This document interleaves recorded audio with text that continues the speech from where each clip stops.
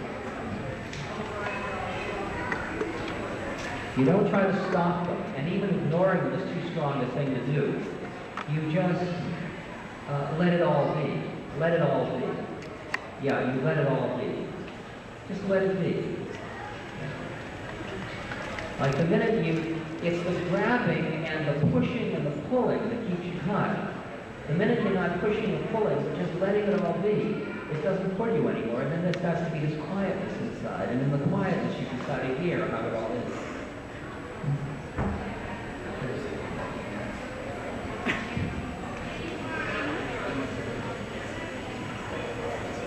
A purpose in the chanting, in what we were doing.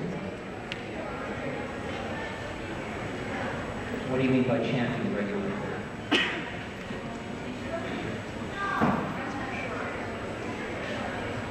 Well, there are different kinds of meditations. There is a meditation. See, generally, the kind of meditation most people are talking about is a process of bringing the mind to one point. It's quieting the mind and bringing it to one point. And you can do that on a sound, like om, om, om, or you can do it on focusing between your eyebrows, or you can do it on focusing on your breath. Whatever it is, it's a device for bringing your mind to one point, so letting the other stuff go by. So it's a way of quieting the mind, until later you give up that point too. That's known as your primary focus, or primary object. And you just use that in order to get rid of the other stuff, then you let go of that one too. And that one could be auditory, or it could be visual, or it could be sensory kinesthetic. Is there a way to utilize a natural process of consciousness as a method of focus? You've got to do it once more. Is there a way to utilize natural processes of consciousness? There's nowhere where you can stand and say, I'm in the right place. Because enlightenment isn't a place, if you will, it's all places or non-place. So that every time you think you're anywhere, you're just stuck somewhere. Right? And so the beauty about meditation is it keeps undercutting wherever you thought you were standing. Right? You hear that? Yeah. You'll have to really yell it. How do you feel about the 16-year-old kangaroo?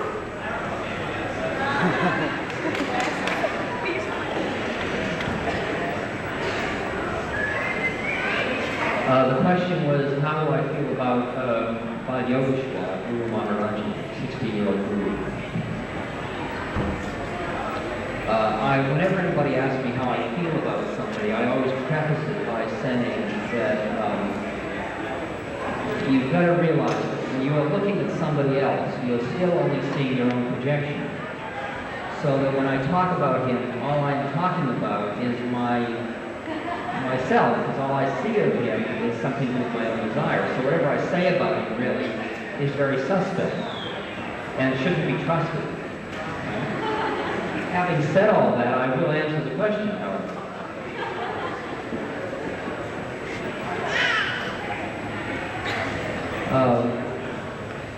In India, it is a very common thing for beings to have siddhis or powers. And you can develop those siddhis. It can actually be transmitted to you. It can be transmitted to you astrally, or you could develop them through your own sadhana. In his case, it was transmitted to him from his father.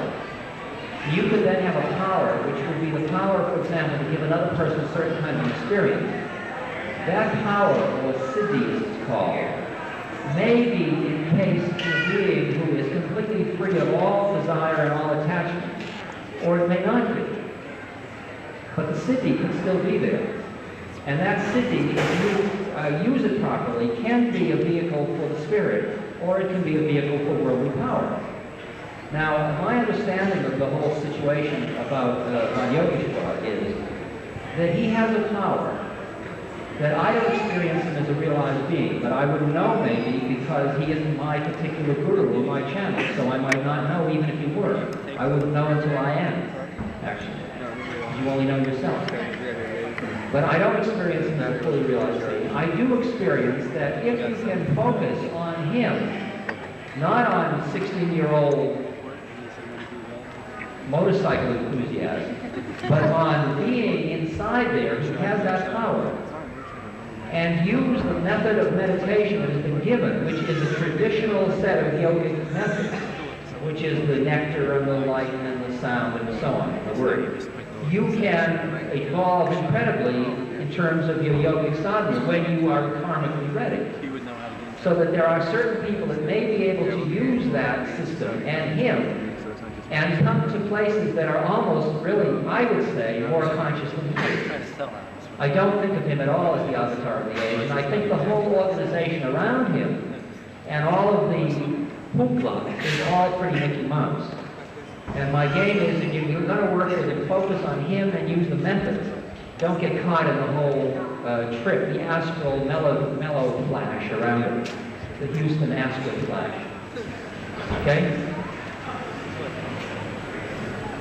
Yeah.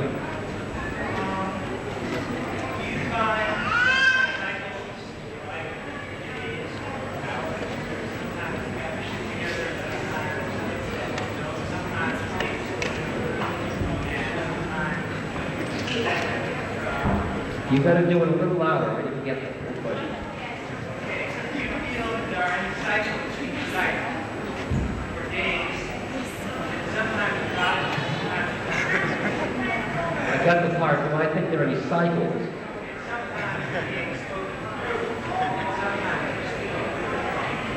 Sometimes I'm being spoken through and sometimes I'm speaking. Yes, absolutely. I go in and out of levels very quickly, and I have no control over it.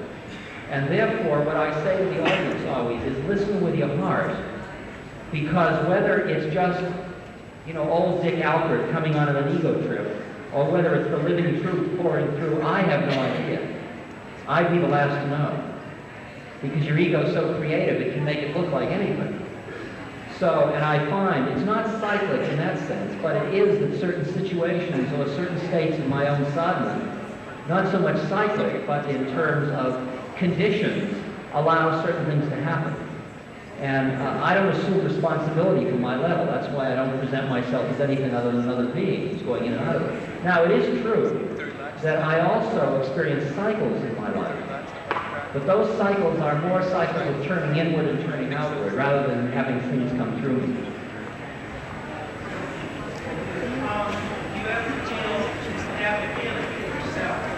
Sometimes you feel together, sometimes you feel less together. Oh, yes, I often feel more together or less together, yes. What do you feel significant about that? I don't feel anything significant about it, because the particular path, my particular path, does not work with the astral aspects.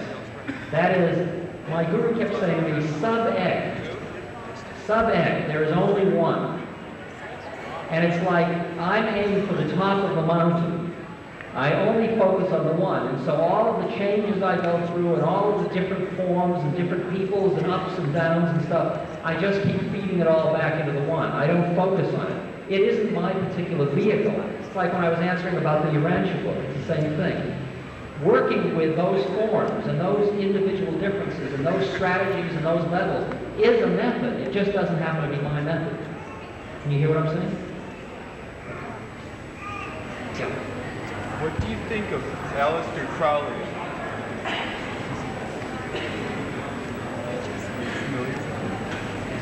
Aleister Crowley. Aleister Crowley was a magus, a very high magician, a cosmic magician. He, I think he saw a great deal, and I think he was scary to many people because he worked with the Shiva force. He worked with that force of what's called the Bombard, or the left-hand path, which scared a lot of people a great deal. I don't think he was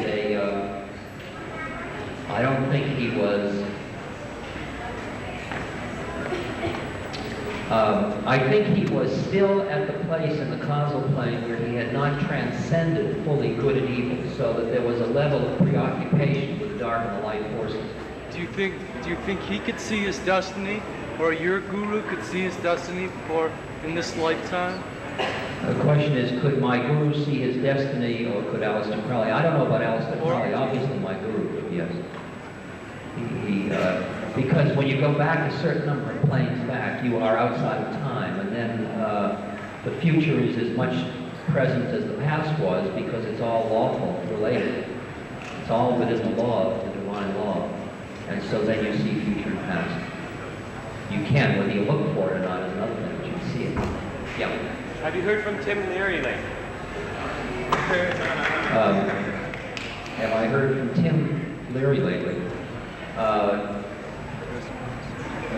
Tim and I were together first, most recently in San Luis Obispo prison. We spent a couple of days in the visiting room together last, I guess it was a year ago this spring now. And we had 2 very good days together. Allen Ginsberg and I did some benefits for his legal fund. Tim probably will be getting out of jail soon, I think. Timothy and I really love each other more than we ever did, but we have less and less to do with one another. That is, our work is very different. Tim is much more of an alchemist in the sense of very interested in the astral planes, and I'm not the least bit interested in it. So that we just have different kinds of work. I'm much more of a mystic in that sense, and he's more of an alchemist, which he is by his own definition. So that his new books like Tarot 2 and whatever the other one is he wrote. These books, I read them, but they don't have much relevance to my particular work. And it's nice because we're finally at the place where we can honor each other's differences without judging, without putting down, and I think it's nice. He's doing fine. He's got heavy karma, but, you know, you can work with any kind of karma if you're conscious enough. I mean, I can never feel sorry for a conscious being. I can work to help them not suffer, but Tim assures me he's not suffering now. The only question is whether he's telling the truth. And I assume conscious beings tell the truth, so. You know, I wouldn't want him in jail, and I certainly wouldn't put him there, but I don't feel pity for anybody. That way. How are you,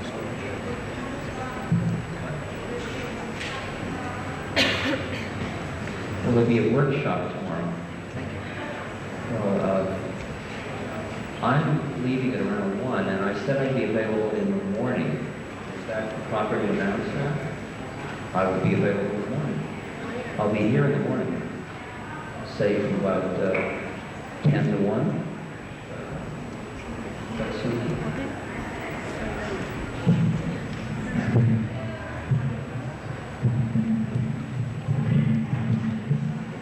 For those of you that come from out of town or from some distance away and would like to stay for the workshop, I think the best thing to do is for those people to raise their hands and we can identify you. Okay? Now keep your hands up. Now those people who have places to stay, if you raise your hands, how many people can offer a place to stay for something? Workshop is tomorrow morning. There's one person back there. I have a place you can see me too. I tell you what, after this is all over, we'll meet up here. Those people will have places to stay. Those people will need a place. And you might be able to crash here. I'm not sure if you have that solitude. Up here. Up here. I don't know what a workshop is, but I assume it's more of this. I think it's more where we just explore different things that concern us. Yeah.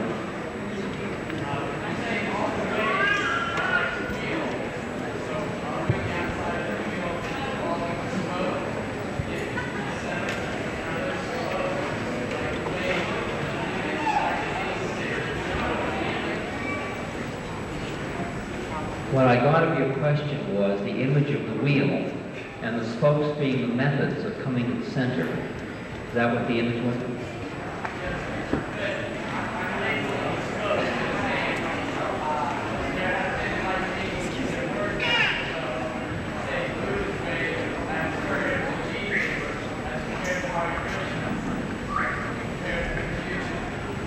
These are different. different rays or the different patterns or pathways, or, if you will, spokes, or ways up the mountain. And what you find is these are like astral individual differences. They're like astrology in a way, but they're even a different level than that. And as you get quieter, see, at first, you are busy, like most of what we've talked about, is us on the physical plane figuring out how to start loosening the hold of all this stuff. Then as you get quieter, and you begin to hear your Dharma, the thing I was talking about before, what you begin to hear is which of these rays is your particular ray through. And then you begin to honor that ray, not dishonor the others, but begin to narrow in and do the work you have to do. And you begin to live as an astral being at that point, who just happens to have a physical body. At that point, you are really living on the astral plane. So that, for example, when I'm with Trungpa Rinpoche, with Lama, he is a very different being than I am. He has an entirely different path than I do. I honor him, and I see him as a brother on the path, but not on my path. And I find that I must honor and protect my path and my commitment to my path. And as I look beyond this, I see that beyond all paths is the one, right? So that even though you're learning how to honor your own incarnation, at the same moment, you are aiming for that one, which is beyond all those paths, right?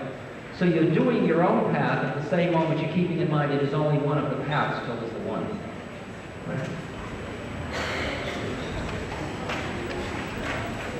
Okay. Maybe everybody's had enough.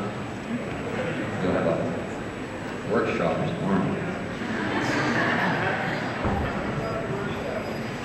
And we'll talk about more stuff.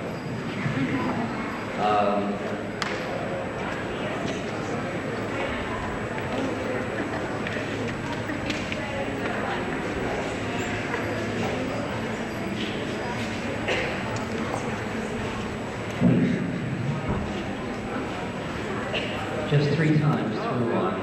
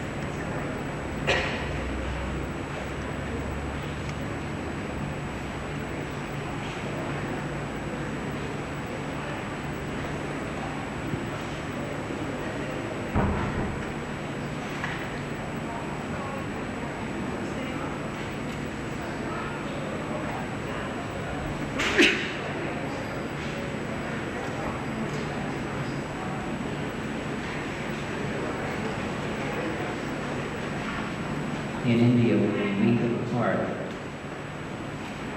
we say namaste, which means, or namaskar, namaste, namaste, which means I honor the place in you where we are one. I honor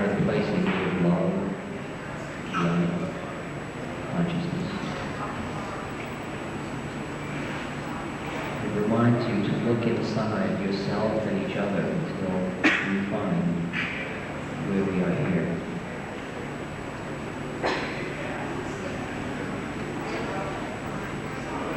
In order to be able to say it, you have to be it.